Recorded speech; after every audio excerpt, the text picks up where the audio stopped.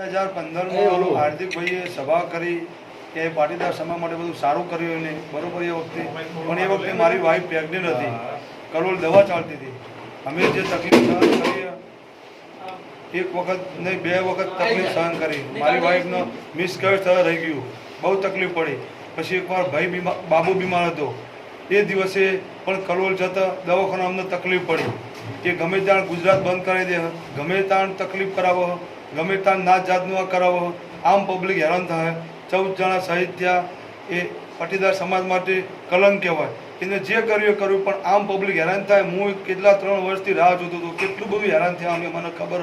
મારા બાબા માટે હેરાન થયા. કેવી રીતે રસ્તાઓ ચેન્જ કરી કરીને અમે કલોલ પહોંચીએ. એ ગુજરાતનો હિટલર હોય એવી રીતે શાસન કરવા માગે, એ એની જાતને એવી રીતે સમજે કે હું કવિ હતા ગુજરાતમાં. પણ આમ પબ્લિકનું શું કરવાનું? આમ પબ્લિક હેરાન થઈ હતી અને મારો જીવ જતો રહે એવી કન્ડિશન હતી. તોય અમે એ દિવસે બચી ગયા. મને ખબર હોય કેટલી તકલીફ પડી. કલોલ પહોંચતા અમારે 2 કલાક લાગ્યા હતા, અમદાવાદ પહોંચતા એકવાર 3 કલાક લાગ્યા હતા.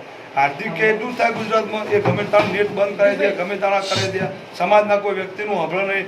એના સમાજના કેવા કેવા ધુરંધર વ્યક્તિઓ. એ ઝાલાવાડી 42 સમાજનો છે.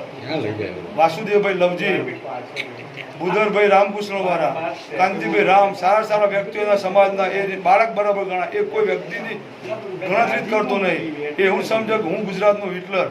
આખા દુનિયામાં ગુજરાત શાંતિપ્રિય રાજ્ય હતું. મને કોંગ્રેસનો, ભાજપ, હાર્દિક પ્રત્યે કોઈ વિરોધ નહીં, પણ હાર્દિકના જે વિચારો ખરા, એ વિચારો એ બાળકોનું, એ છોકરાઓનું, એ ગુજરાતના બાળકો ખરા એને ગેરમાર્ગે દોરી અને એ જે કરી રહ્યો છે એનો વિરોધ છે. પર્સનલી મને જે બાબાને મારા અને જે છોકરાને તકલીફ પડી એના હિસાબે અમે સ્ટેપ લીધું હોય, એ આ મારી જાતનો પોતાનો પર્સનલ વિરોધ છે.